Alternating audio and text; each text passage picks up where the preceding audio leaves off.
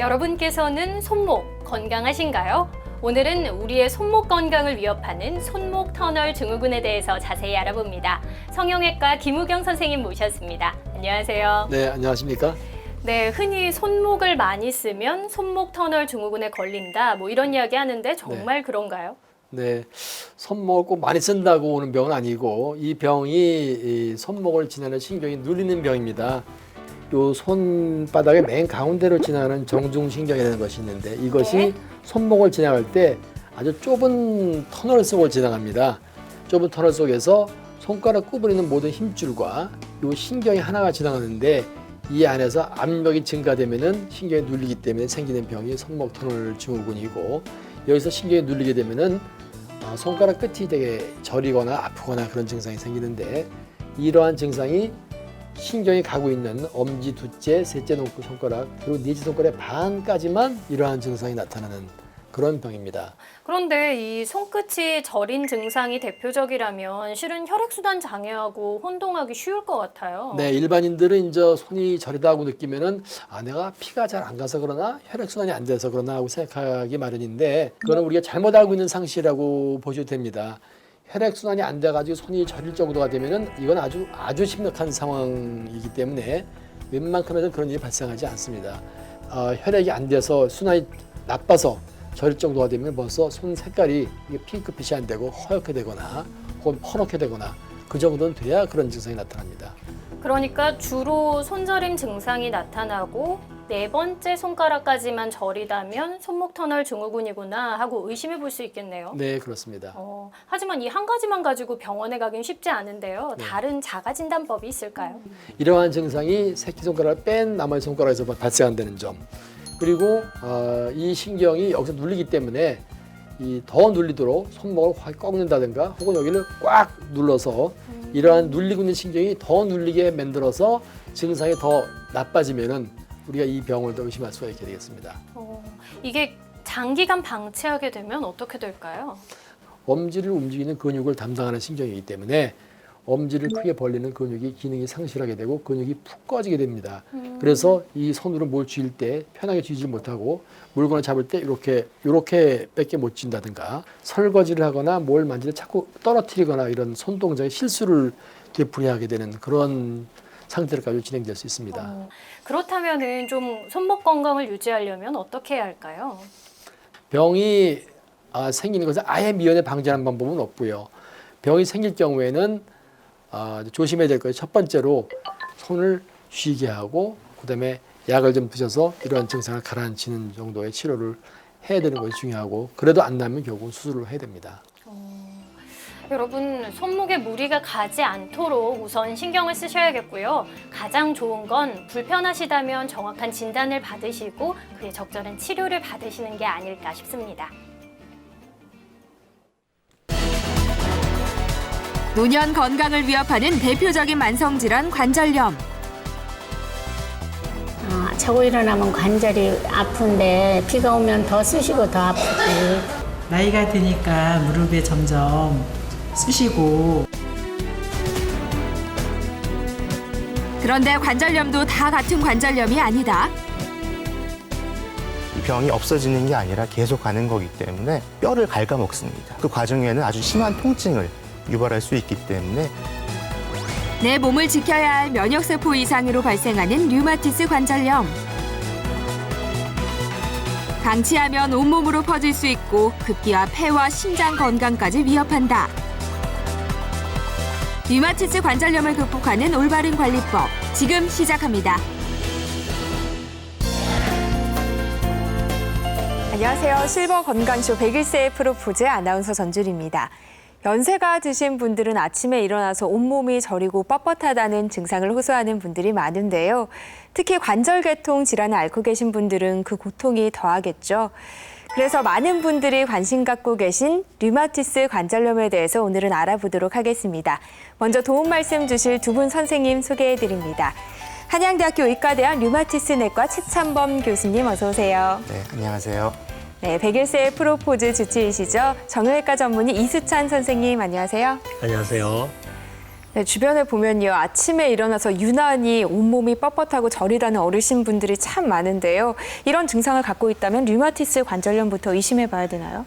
일단 가장 흔한 것은 사실 퇴행성 골관절염이기 때문에 아마도 나이가 있으시고 관절이 아프시고 뻣뻣할 때는 우선적으로는 류마티스 관절염보다는 퇴행성 관절염을 의심해 봐야 되고요. 네. 하지만 통증이 오래 지속이 되면서 염증이 있는가가 중요합니다. 그래서 관절 아픈 부위를 만져봤을 때 딱딱한 느낌이 아니라 좀 말랑말랑하게 부어있는 우리 뭐 물티슈 만지듯이 또는 부드러운 빵 만지듯이 누르면 좀 쏙 들어갔다가 놓으면 다시 나오는 푹신푹신한 느낌이 있는가 확인해 보시는 것이 중요하고요. 과거에 아침에 뻣뻣한 게 있으면은 류마티스 관련 많이 떠올렸었는데 네. 사실 그게 정확한 증상은 아닙니다. 왜냐하면 아침에 일어나셔서 날마다 뻣뻣한 증상이 얼마나 오래 가는지가 다를 수도 있고요. 퇴행성 관절염 같은 경우에도 1시간 이내 정도의 뻣뻣함은 흔히 나타날 수 있는 증상이기 때문에 그 시간만 가지고 류마티스 관절염이 있다 없다 판단하기 어렵기 때문에 제일 중요한 거는 통증뿐 아니라 아픈 부위를 눌러봤을 때 말랑말랑하게 부어있는 염증 소견이 있는 것이 류마티스 관절염의 가장 대표적인 증상이고 가장 손쉽게 확인해 볼 수 있는 방법이 되겠습니다. 그렇다면 류마티스 관절염은 어떻게 정의할 수 있을까요? 가장 쉽게 정의하자 그러면은 관절을 싸고 있는 막 쪽에 염증이 생기는 겁니다.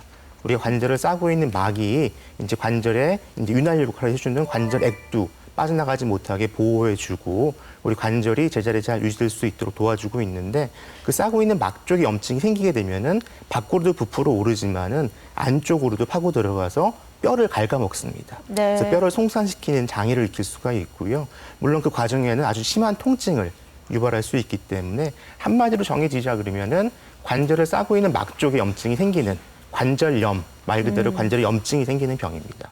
그 류마티스 관절염하고 퇴행성 관절염을 구별을 못해서 외래에 오신 할머니께서 내가 류마티스 관절염인데 이렇게 아픈 걸 어떻게 하면 낫게 해주겠어요? 하고 네. 물어보시는 경우가 있어요.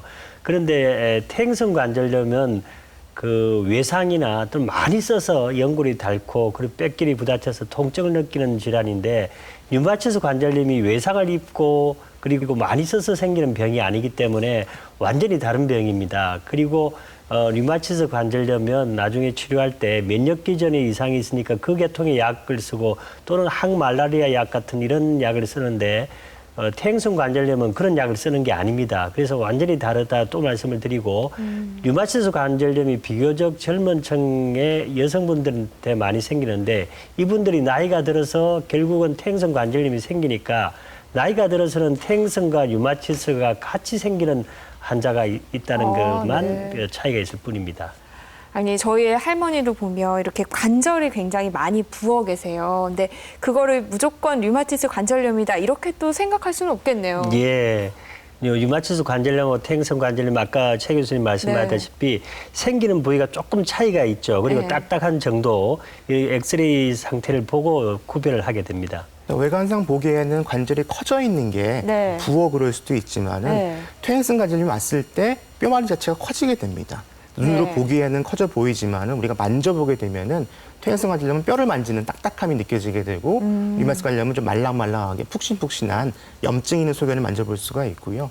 사실 이런 혼란이 오는 가장 큰 이유 중에 하나가 이름 때문에 그렇습니다. 네. 우리 관절염 그러면은 관절이 아플 때도 관절염, 관절에 염증이 있어도 관절염이라고 네. 하기 때문에 혼돈이 될 수가 있는데 사실 이제 그 퇴행성 관절염, 고울 관절염은 관절통이 문제가 되는 병이지 실제 관절 염증은 동반되지 않기 때문에 좀 쉽게 구분하자 한다 그러면은 퇴행성 관절염은 관절통, 류마티스 관절염은 관절염 그러면 좀 병을 구분하기가 이해하기는 쉬운데 문제는 이해한다 그래서 본인이 판단하기엔 대부분 또 어려운 경우들이 맞아요. 너무 많습니다. 그래서 단순히 아픈 것만 가지고는 미리 걱정할 필요는 없으시고요. 네. 아프면서 좀 말랑말랑하게 부어오르고 또 이제 일상생활에 기능에 문제가 있어서 병을 따기 좀 어려워진다거나 양치질 한다는 게 어려워진다거나 일상생활에 지장이 있는 경우에는 한 번쯤은 꼭 확인해 보시는 게 필요하고 또 쉽게 볼 수 있는 게 주변 분들하고 비교해 보면 됩니다. 같이 이제 비슷한 연령대에 네. 비슷한 뭐 그 친구분들과 습관 있으신 함께. 분들하고 네. 비교해 봤을 때 저 사람에 비해서 내가 너무 심한 것 같다. 그러면 한번 또 병원 와가지고 확인해 보시는 게 필요합니다. 네. 아니 오늘 류마티스 관절염에 대해서 알아본다고 하는데 내과 전문의 선생님께서 나와서 저도 이렇게 좀 의아하게 생각하긴 했거든요. 그러니까 알고 보니까 류마티스 관절염은 어쨌든 면역계통에 이상이 와서 생기는 병, 또 골관절염은 노화로 인한 병, 뭐 이렇게 기억하면 되겠네요. 그렇습니다. 그래서 이제 밖으로 보이는 거는 관절의 염증이지만은 원인 자체가 관절에 시작되는 건 아니고 시작은 우리 몸 안에 있는 면역세포들의 문제가 생기기 시작해서 나타나는 병입니다. 우리 면역세포는 대표적으로 밖에서 나쁜 게 들어왔을 때 우리 몸을 지켜주는 이제 방어해주는 역할을 하게 되는 건데 그 방어군이 반란을 일으키는 겁니다. 그래서 내 몸을 지키지 말고 내 몸은 좋은 거고 지켜줘야 되는 건데 오히려 내 몸을 나쁜 걸로 생각을 해서 내 몸을 공격하는 병들이 있고 그런 병들을 자가면역 질환, 내 면역이 내 몸을 공격하는 병들이라고 얘기를 하고 있고 그런 병들 중에서는 여러 가지가 있습니다. 그 대표적으로 구분하는 방법이 주로 어디를 침범하냐에 따라서 구분을 하고 있기 때문에 류마티스 관절염은 관절을 싸고 있는 막 쪽에 염증이 생기는 병이고 사실 당뇨도 일종의 자가면역 질환입니다. 그래서 그 췌장 같은 쪽에 문제를 일으켜가지고 당뇨를 만들기도 하고 해서 여러 가지 병들이 있는데 그중에서 관절을 싸고 있는 막 쪽에 증상이 나타날 때 우리 류마티스 관절염이라고 얘기하고 있는 거고 그걸 느끼는 거는 결국 관절의 염증과 통증을 느끼면서 병이 있겠구나라고 의심해보고 진단을 받으시게 되는 겁니다. 사실은 류마티스 관절염 환자가 제일 걱정하고 무서워하는 게 관절 증세만 있는 게 아니고 전신적으로 퍼지니까 그게 두려워하고 걱정하는 것 같습니다. 네, 그렇습니다. 류마티스 관절염은 관절에 증상이 나타나지만은 근본적인 문제는 몸 안에 있는 면역세포들이 문제를 일으키는 것이기 때문에 우리 몸에 피가 가는 곳은 어느 곳이든 문제를 일으킬 수가 있습니다. 사실 그게 다행히 많지는 않기 때문에 큰 문제가 되지 않는 경우가 많지만은 실제 문제를 생기게 되는 경우들이 많이 있고요. 대표적인 게 이제 당장은 폐 쪽에 문제가 생길 수가 있습니다. 폐세포를 이어주는 사이 물질에 염증이 생기면서 폐세포가 있을 자리를 자기가 차지해버리니까 폐 기능이 떨어져 버리는 간질성 폐렴 같은 것들이 나타나는 경우가 드물지 않게 있고요. 사실 이제 문제는 그 병에 대해서 치료를 했을 때 가장 이제 목표로 하는 거는 건강하게 살게 해드리는 거지 않습니까? 관절 문제 때문에 돌아가실 일은 절대 없거든요. 하지만 이게 나중에 문제가 되는 것은 결국 폐하고 심장 쪽에 문제가 되고 나중에 심장이 혈관에 문제가 생겨서 혈액 공급이 안 되는 심근경색 우리가 가장 무서워하는 병 중에 하나인데 그런 게 생기는 원인도 결국에는 혈관 내 염증이 큰 요인으로 작용하고 있고 그런 염증이 류마티스 관련 환자분들은 그렇지 않은 환자들보다 훨씬 높기 때문에 심근경색이 발생하는 비율이 이런 병이 없으신 분들보다 한 3배 정도 증가한다고 알려져 있습니다. 그렇기 때문에 여러 가지 관절 외에도 관리하고 신경 쓰셔야 될 것들이 많고요. 일반적인 생활 습관에서 그런 것들을 문제가 안 생기도록 혹시 문제가 생기더라도 심하지 않게 갈 수 있도록 관리를 하시는 것이 상당히 또 중요합니다. 아유, 그래도 듣다 보니까 류마티스 관절염이 생명을 위협할 수도 있는 것만 같아서 좀 걱정이 많이 됩니다. 치료 방법에는 어떤 것들이 있어요? 근본적인 치료는 다행히도 항류마티스제라고 하는 약제들이 있기 때문에 그런 약제들을 사용하면은 병이 진행하는 것도 막을 수가 있고요.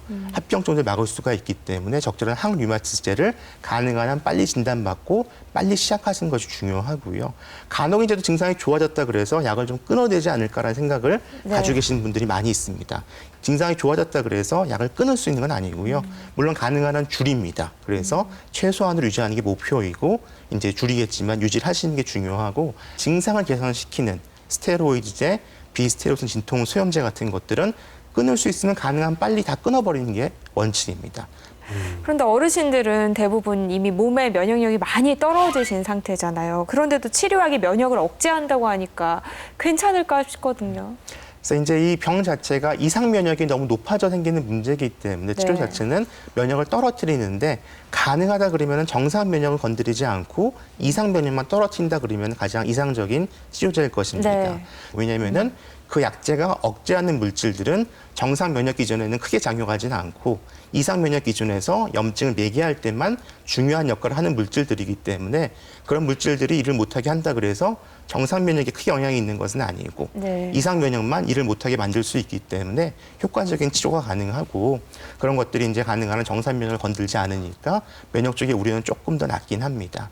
하지만은 불행히도 우리가 여러 가지 그런 것들을 사용하면서 봤을 때 실제 감염이 생기는 경우들은 또 종종 있기는 해서 100% 안전하다고 안심할 수는 없고 상대적으로는 조금은 이제 안심하긴 하지만은 항상 그런 감염에 의한 위험이 생기지 않는지를 주의 깊게 봐야 되고 그런 증상이 생겼을 때는 적절한 치료가 또 이루어져야 되고 또 중요한 것은 그런 것들은 부분에 예방할 수 있는 예방 접종들이 많이 개발이 되어 있습니다.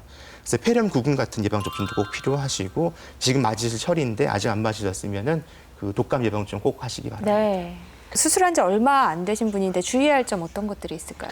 지금 제가 의자에 앉아 있는데 이 무릎이 이 수술한 엉덩이 관절보다 높으면 안 된다. 그래서 낮은 의자를 사용하면 안 된다. 왜냐? 빠질 수가 있다는 거죠. 그다음에 다리를 이렇게 꼬우면 안 됩니다. 그러면 또 관절이 빠져나갈 수가 있다.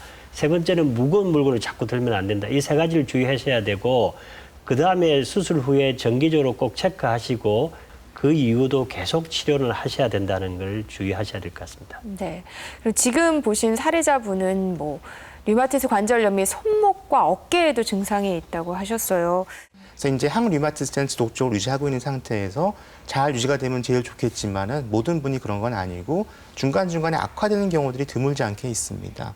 그 악화 요인이 여러 가지가 있는데 가장 대표적인 거는 또 감염입니다. 그래서 감기 같은 거 걸리고 난 이후에 결국 감기를 이겨내기 위해서 내 면역 세포들이 활성화되고 류마티스 관절 같은 병들이 악화되는 경우도 일반적으로 많이 있고요. 특별히 원인 없이도 악화되는 경우들이 있습니다. 그래서 그 원인 모르는 경우들이 많이 있고요. 어쨌거나 증상이 악화가 됐을 때는 이게 장기적으로 지속이 되면은 항류마티스제를 다른 걸로 바꿔야 됩니다. 왜냐하면 또 이제 그 류마티스 관절 치료의 가장 큰 원칙 중에 하나가 과거에는 치료를 하고 나서 조금 좋아지면은 만족을 하고 유지를 했었습니다. 네. 그 이유는 쓸 수 있는 약이 많지 않았기 때문에 한 가지 효과가 없다 그래서 계속 바꿔나갈 수가 없으니까 조금이라도 개선이 있으면은 좀 시간이 지나면 더 좋아지겠지라는 생각을 가지고 이어나갔었는데 최근에는 이제 다행히 여러 가지 약제들이 더 많이 나와 있어서 사용할 수 있는 게 많아진 게 가장 큰 이유 중에 하나이고 또 한 가지는 조금 이제 좋아지고 유지했던 분들하고 아니면은 염증을 충분히 떨어뜨려서 유지했던 분들하고 장기적인 이유가 다른 것이 발견이 됐습니다. 그래서 목표를 우리가 가지고 최소한의 질병 상태를 유지하는 목표에 도달하지 못한다 그러면은 약을 바꿔나가면서 치료를 해야 되는데요.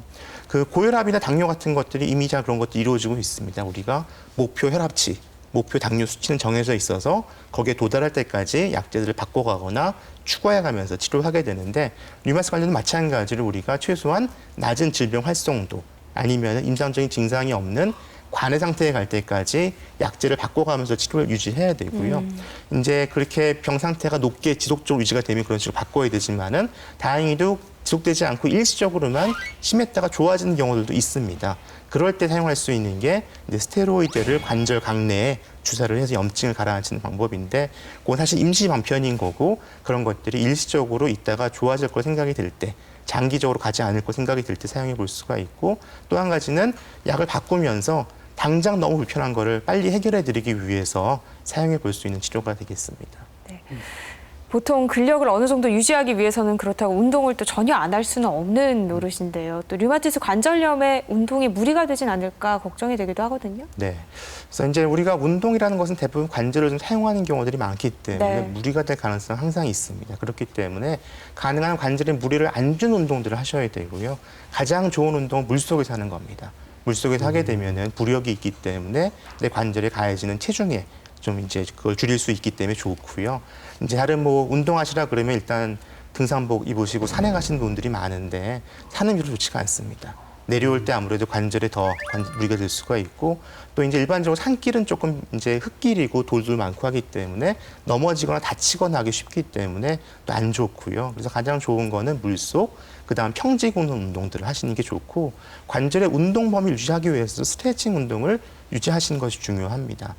우리가 부력, 물에서 운동을 하게 되면 바깥에서 있는 것보다 부력, 몸이 뜨는 그게 몸무게의 7분의 1밖에 느껴지지 않기 때문에 넘어지거나 다칠 위험성이 없고 그다음 운동이 실내에서 이렇게 팔을 움직이는 거하고 물 안에서 팔을 움직이는 게 하고 물에 대한 저항이 있기 때문에 3배 정도의 효과가 있습니다. 그래서 물 안에서 걷거나 운동하는 게 밖에서 운동하는 것보다 훨씬 더 좋다는 거. 그리고 교수님께서 평지를 걷는 걸 많이 하시라 그러는데 류마티스 관절염 환자는 뼈가 약합니다. 그래서 중력을 느낄 수 있는 운동, 실내보다는 실외에서 걷는 걸 권장하고 특히 시멘트보다는 좀 흙길을 걷는 게 추천하고 싶습니다. 네. 류마티스 관절염에 도움이 되는 음식에는 어떤 게 있을까요? 일반적으로 권장되는 것은 조금 이제 건강한 심장 질환에 도움이 되는 식단입니다. 그래서 고기보다는 야채가 조금 더 좋고요. 과일 같은 것도 괜찮고 그런 것들을 좀 충분히 드시는 게 뭐 생선 같은 것도 많이 도움이 될 수 있는 부분이 있을 걸로 생각은 되고요. 그래서 일반적으로 건강에 좋다고 권장되는 것들이 류마티스 관절염에도 좋지 류마티스 관절염에 특별히 더 좋은 음식은 없기 때문에 그 정적 건강한 식단을 평소에 잘 유지하시는 것이 좋겠습니다. 네. 사실 치료 방법이나 음식에 뭐가 좋다더라 이런 얘기 들으면 아무래도 귀가 솔깃할 수밖에 없는데요. 하지만 잘못된 정보를 받아들였다가는 오히려 건강에 독이 될 수도 있다고 합니다. 류마티스 관절염에 대한 오해와 진실을 함께 살펴보도록 하겠습니다. 류마티스 관절염은 나이 들어 생기는 병이다. 건강검진에서 류마티스 양성 인자가 나오면 무조건 관절염이다. 건강보조제로 면역력을 높이면 극복할 수 있다. 류마티스 관절염은 나이가 들어 생기는 병이다. 아닙니다. 네. 나이가 들어서 분명 생길 수 있는 병이긴 하지만은 가장 흔히 나타나는 나이대는 30, 40대입니다. 40대가 가장 흔하게 나타나게 되고 그다음 30대, 그다음 50대 정도로 골고루 어느 영역에서 나타날 수 있고 심지어 소아한테도 나타날 수가 있습니다. 하지만은 이 병이 한번 생기게 되면은 평생 일반적으로 가져가는 병이기 때문에 나이가 드신 분들이 이 병을 가지고 있는 경우들은 분명히 많긴 하겠지만은 이 병이 처음 생기는 연령대는 비교적 젊은 나이에 생길 수 있는 병이기 때문에 꼭 이제 젊다 그래서 난 이 병이 아니다라고 단정하시면 안 되고 꼭 젊더라도 문제가 있으면 확인을 해보시는 게 필요합니다. 네. 건강검진에서 류마티스 관절염 양성 인자가 나오면 관절염이다. 아닙니다. 네. 그 류마티스 인자라고 해서 류마티스가 들어가니까 마치 류마티스 관련과 아주 밀접한 연결가 있을 걸로 네. 생각이 되지만 꼭 그렇지도 않습니다. 실제로 병이 있으신 분들도 다 인자가 양성이 나오는 것이 아니고 한 80%만 양성이 나오고 류마티스 관련이 있다 하더라도 20%는 양성이 안 나오는 경우들이 많습니다. 제일 중요한 거는 관절을 싸고 있는 막 쪽에 염증이 있는지 유무를 확인하는 것이고 혹시 인자 양성이 나온다 그러면은 항시 CP 항체라고 하는 다른 검사가 또 있습니다.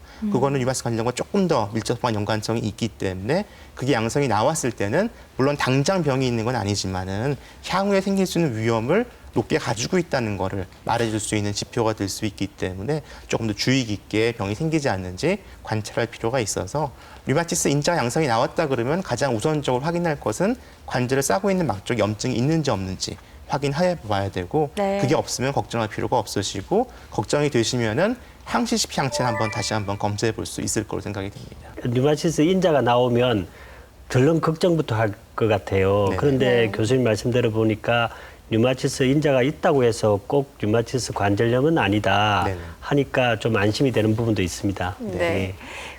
건강보조제로 면역력을 높이면 류마티스 관절염을 극복할 수 있다. 아닙니다. 아, 그 사실 이제 건강 보조제에 대한 이제 여러 가지 그 얘기들이 많이 있습니다. 네. 사실 그 분야가 이제 기존의 약으로 해결이 잘 안 되는 분야들을 가장 이제 많이 접하게 되는 분야가 될 텐데요. 그 면역 억제제 사용하는 것이 관절염 치료라고 말씀드렸듯이 면역을 증강시키는 게 꼭 이 병에 좋지는 않습니다. 네. 정상 면역은 물론 잘 유지가 되어야 하겠지만은 이상 면역도 따라 올라갈 수 있기 때문에 면역을 적정하게 유지하는 것이 중요하고요. 또 더 나아가서 아직까지 어떤 건강 보조 식품도 확실하게 면역을 뭐 올리고 떨어뜨리고 그런 것들이 입증된 바가 없기 때문에 뭐 누가 드셔봤더니 좋더라 그런 거에 대해 현혹되지 마시고 그런 것들은 아직까지는 권장되지 않고 있는 상황이고요. 사실 뭐 과거부터 쭉 있어 왔습니다. 이제 뭐 속설일 뿐이고 아직까지 입증된 것은 없기 때문에 확실하게 입증된 치료가 분명히 효과적인 치료가 있으니까 그걸 마다하고 입증이 덜 돼 있는 치료를 하실 필요는 전혀 없습니다. 그래서 적절한 치료를 유지하시는 것이 중요하지 그 외에 뭐 어떻게 하면 좀 빨리 더 좋아질까 지름길은 없습니다. 정도를 걷는 게 가장 효과적인 치료에 도달할 수 있는 방법이 되겠습니다. 네. 제가 하나 또 말씀드린 건 식품을 너무 우리나라 사람은 식품을 너무 좋아해서 어느 식품만 먹으면 또 좋아진다는 이야기를 듣는 경우가 있습니다. 도가니탕이라는 게 있는데 도가니탕은 그 음식은 맛있고 또 영양가가 있어서 드시는 건 좋은데 도가니탕의 도가니가 마치 그게 연골하고 똑같다고 생각해서 그걸 먹으면 내 몸에 연골이 생길 것이다. 또 도가니의 성분이 콜라겐 성분이 되기 때문에 연골의 성분 중에 콜라겐이 있습니다. 그래서 이걸 먹으면 내 몸에 콜라겐이 생길 것이라고 생각해서 그걸 드시는 거 있지만 몸에 드시는 순간 그건 아미노산으로 분해이 되기 때문에 콜라겐하고 전혀 관계없는 게 됩니다. 그래서 음식은 그 자체로서 균형 있는 식사가 중요한 것이 그걸 통해서 관절염을 치료한다고 생각하면 굉장히 오해하시는 거라고 말씀을 드리고 싶습니다. 네. 아니, 그런 약들을 드시고 보조제를 드시고 이제 좀 나아졌다라고 느끼시는 분들은 아마 마음에서 나아질 거야라고 믿기 때문에 또 그런 효과를 보신 게 아닐까 싶어요. 맞습니다. 드시지 않더라도 그런 마음만 먹는다면 또 병이 나아질 수도 있겠죠. 그렇습니다. 예. 끝으로 류마티스 관절염 환자들에게 당부하고 싶은 말씀 있으시면 해주세요. 네. 이제 과거의 류마티스 관절염이라고 하면은 그 손이 막 변형이 되어 있고 이상한 모양을 보이는 관절들을 흔히 떠올리게 됩니다. 하지만 그것은 과거에 치료가 부족했던 시기에 잘 치료받지 못하셔서 나타나는 결과였었고 최근에는 초기에 진단받고 잘 치료만 하시면은 전혀 문제 없이 건강하게 살 수 있는 질환이고 극복할 수 있는 치료할 수 있는 병입니다. 그렇기 때문에 나 이거 뭐 병에 걸렸으니까 이제 끝이야 그런 생각 하실 필요 없고 적극적으로 진단을 받고 적극적으로 치료를 유지하셔서 건강한 생활을 이어나갈 수 있도록 바라겠습니다. 네, 이수찬 원장님. 제가 류마티스 관절염을 공부를 좀 많이 하고 왔는데 세 가지를 꼭 지켜야 된다고 제가 당부드리겠습니다. 하나는 우리 최 교수님 말씀하신 대로 흡연을 말씀하셨고 두 번째는 잇몸 질환이 있는 게 류마티스 관절염하고 연관이 있다고 지금 나와 있기 때문에 잇몸 질환은 반드시 치료해서 그 치주염이나 이런 치료를 등한시 하시면 류마티스 관절염하고 어떤 연관관계에서 벗어나지가 못하신다 하고 말씀드리고 세 번째는 아까 계속 최 교수님 말씀하신 대로 수영장에서 걷는 걸 통해서 결국 관절염은 극복해내고 이겨내야 되는데 관절염에 굴복하지 마시고 행복한 삶을 살기 위해서 수영장에서 걷는 거 꼭 하시길 당부드립니다. 네. 류마티스 관절염 같은 만성 질환은 무엇보다 느긋한 마음, 긍정적인 마음이 중요할 것 같습니다. 오늘 아침은 경쾌한 음악에 맞춰서 굳은 몸을 풀어보시면서 상쾌하게 시작해 보시는 건 어떨까요? 101세의 프로포즈 오늘은 여기까지입니다. 도움 말씀 주신 두 분 선생님 감사드리고요. 저희는 다음 시간에 또 건강한 모습으로 다시 찾아뵐게요. 안녕히 계세요.